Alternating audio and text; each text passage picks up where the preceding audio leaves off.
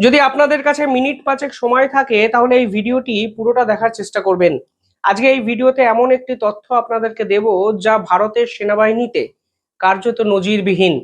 এই প্রথমবারের জন্য এই ধরনের ঘটনা ঘটলো সেটা নয়, কিন্তু এমন একটা সময় এবং এমন একটি জায়গায় এই ঘটনা ঘটলো যা নিঃসন্দেহে অর্থবহ।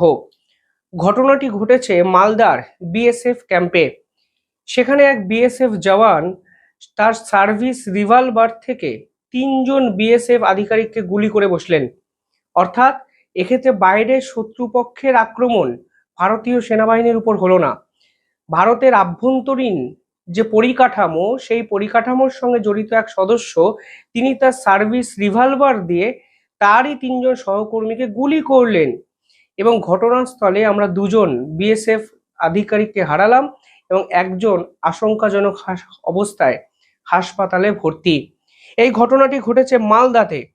মালদার যে নির্দিষ্ট একটি জায়গায় যখন বিএসএফ কর্মীরা টহল দিচ্ছিলেন, ঠিক সে সময় বিএসএফ এর এক আধিকারিক হঠাৎ করে সার্ভিস রিভলভার বার করে অপর তিন ব্যক্তির দিকে কিন্তু গুলি ছুড়তে শুরু করেন। 119 নম্বর ব্যাটালিয়নে এই ঘটনা ঘটে দুপুর 3:50 নাগাদ। এই ঘটনাটি ঘটেছে 26 তারিখ, মানে অর্থাৎ কালকে। এবং এই ঘটনার পর হঠাৎ করে চারিদিকে শোরগোল পড়ে যায়, কারণ বিএসএফ আধিকারিকরা প্রথমত শারীরিকভাবে অত্যন্ত সক্ষম এবং মানসিকভাবেও তারা সক্ষমতার চূড়ান্ত জায়গায় বা পর্যায়ে থাকেন।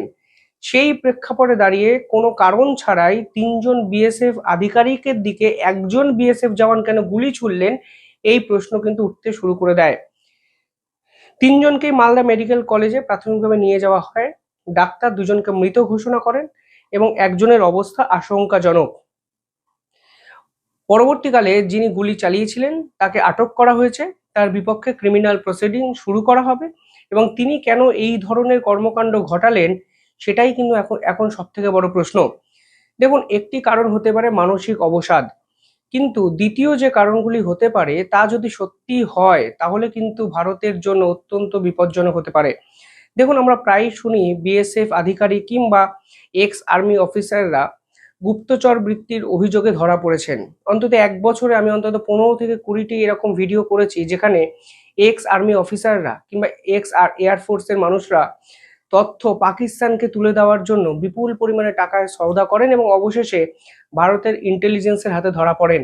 এক্ষেত্রে এই ধরনের বিষয়কে এখনই প্রশ্রয় না দিলেও বা এই ধরনের ঘটনার কোনো সম্পৃক্তকরণ না খুঁজে পাওয়া গেলেও এই ঘটনা কিন্তু উড়িয়ে দেওয়া যায় না যে বিএসএফ এর আধিকারিকদের আভ্যন্তরীণ যে পরিকাঠামো সেটাকে বিনষ্ট করার চেষ্টা কেউ বা কারা বহির্বিশ্ব থেকে করছে। তবে যেহেতু এই ধরনের কোনো কারণ আপাতত খুঁজে পাওয়া যায়নি, তাই মনে করা হচ্ছে মেন্টাল ট্রেস একমাত্র কারণ এবং মেন্টাল ট্রেসের জন্যই তিনজন বিএসএফ আধিকারিককে নিজের সার্ভিস রিভলভার থেকে গুলি করে দিলেন এক বিএসএফ আধিকারিক। দেখুন, আমি সত্যি মানসিক অবসাদ বিষয়টিকে অত্যন্ত সিরিয়াসলি গুরুত্ব দিই এবং এটা গুরুত্বপূর্ণ একটি বিষয়, কিন্তু বিএসএফ আধিকারিক জওয়ানরা যেরকম মানসিকভাবে সক্ষম হন সেই সক্ষমতা সাধারণ মানুষের থেকে অনেকটা আলাদা। তারা দিনের পর দিন সীমান্তে পড়ে থাকেন, শারীরিকভাবে কসরত করেন, তারা নিজেদেরকে যেভাবে তৈরি করেন সেখানে এই পর্যায়ে এসে তার সার্ভিস রিভলভার থেকে তিনজন সহকর্মীকে গুলি করে দেবেন, এটা কতটা বাস্তবতা এর আছে আমার আমার কিছু মানে নিজেরাই প্রশ্ন জাগে। ফলে আমি এখনো খুব ডাউটে আছি যে এই বিষয়টিকে কেন ঘটানো হলো। কিন্তু এমন একটি জায়গায় ঘটেছে যে জায়গাটি বর্তমানে শেষ 1 বছর ধরে ধারাবাহিকভাবে খবরের শিরোনামে থাকে, তা হলো মালদা সীমান্তে বাংলাদেশ বর্ডারের কাছে। অর্থাৎ এই বাংলাদেশ বর্ডারের কাছে দিনের পর দিন যেভাবে বাংলাদেশের জেহাদিরা ভারতবর্ষে ঢোকার চেষ্টা করেছেন, এই বিএসএফ অফিসাররাই তাদেরকে কিন্তু আটকানোর চেষ্টা করেছেন এবং যখনই আটকানোর চেষ্টা করতেন তখন বাংলাদেশের পক্ষ থেকে ইট ছোড়া হতো, ছুরি ঢোকানো হতো, পাথর ছোড়া হতো। সেই অবস্থায় কিন্তু এই বিএসএফ আধিকারিকরাই মালদা সীমান্তে লড়াই করেন। ঠিক সেখানেই এই ধরনের ঘটনা, সেটা নিঃসন্দেহে কিন্তু তাৎপর্যপূর্ণ। এবং আপনাদের মনে আছে 6 মাস আগে এই মালদা সীমান্তে বাংলাদেশের অনুপ্রবেশকারীর হাতে এক বিএসএফ আধিকারিক মারাও গেছিলেন। অর্থাৎ এই অঞ্চলে যারা পাহারা দেন তারা অন্যান্য অঞ্চলের থেকে অনেক বেশি মানে শক্ত পরিবেশকে মানে শক্ত পরিবেশকে ফেস করেন। সেখানে দাঁড়িয়ে এই ধরনের ঘটনা নিঃসন্দেহে চমকপ্রদ। আর দেখুন, বাংলা এখন গোটা ভারতের কাছেই খবরের শিরোনামে। শুধুমাত্র বাংলার পরিবর্তন হয়েছে তা নয়, তৃণমূল আমলের যাবতীয় অপকর্ম এখন আস্তে আস্তে ফাঁস হতে শুরু করেছে। আজকে সকালে এনআইএ বাংলার দুর্গাপুরে জোরালো এক হানা দিল। এই হানায় একজনকে গ্রেফতার করা হলো, যিনি হিউম্যান ট্রাফিকিং এ অভিযুক্ত, অর্থাৎ মানব পাচার হচ্ছিল বাংলা থেকে দুর্গাপুর থেকে। সেই ব্যক্তি ফেক পাসপোর্ট বানাতেন এবং মিডল ইস্টে বাংলা থেকে ব্যক্তিদেরকে কাজের নাম করে পাঠানোর ব্যবস্থা করতেন। এবং আজকে সেই ব্যক্তিকে এনআইএ গোপন সূত্রে খবর পেয়ে বাংলায় এসে আটক করেন। দেখুন, এর জন্য কিছু বাঙালি তারাও কিন্তু দায়ী। আমরা ভাবি মিডল ইস্টে গেলেই আমাদের হয়তো অর্থনৈতিক দিক দিয়ে সচ্ছলতা চলে আসবে, এর জন্য আমরা বিভিন্ন দালালের খপ্পরে পড়ি। এই দালালরা আদৌ কতটা ক্যাপাবেল, আদৌ আমাদের কতটা চাকরি দিতে পারেন, আদৌ মধ্যপ্রাচ্যে গিয়ে আমাদের কোথায় ফেলে দেবেন, সেই খবর কিন্তু আমরা রাখি না। শুধুমাত্র আবেগের বশবর্তী হয়ে দালালের কাছে নিজেদেরকে সমর্থন করে দিই। এই সমর্পণ করে দেওয়ার পর মোটা টাকা তাদেরকে দিই, ফলস ডকুমেন্ট বানানো হয় এবং এই ফলস ডকুমেন্ট বানিয়ে আমাদের মধ্যপ্রাচ্যে তো নিয়ে যাওয়া হয়, কিন্তু ওখানে গিয়ে কি করা হবে সেগুলো কিছুই বলা হয় না।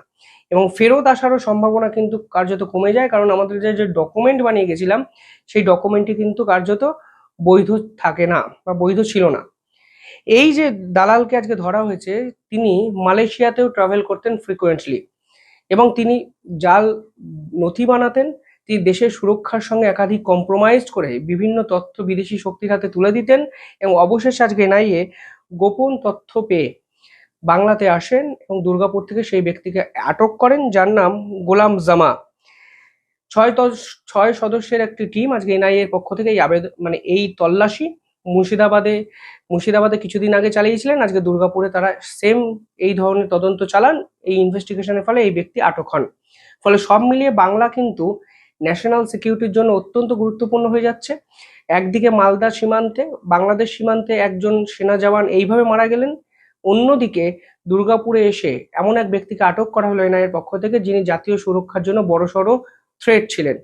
সব মিলিয়ে বাংলার পরিস্থিতি কিন্তু ক্রমশ উদ্বেগজনক জায়গায় যেতে শুরু করেছিল এবং এই সমস্ত কর্মকাণ্ড শুরু হয়েছিল তৃণমূল আমলে। আস্তে আস্তে আমরা বুঝতে পারছি ঠিক বাংলাটা কোথায় গিয়ে যেতে শুরু করেছিল এবং অন্ধকারের অন্ধকূপে হারিয়ে যাওয়া থেকে এই মুহূর্তে কিন্তু রিভাইভ হতে শুরু করেছে। যাই হোক, আপনারা কিভাবে দেখছেন পুরো বিষয়টি কমেন্টে জানাবেন। এবং বিএসএফ আধিকারিকের এই মৃত্যু কি স্বাভাবিক মৃত্যু, এই প্রশ্ন আমি আপনাদের উদ্দেশ্যে রাখলাম। যেটা মনে হচ্ছে আপনাদের মত কমেন্টে জানাবেন এবং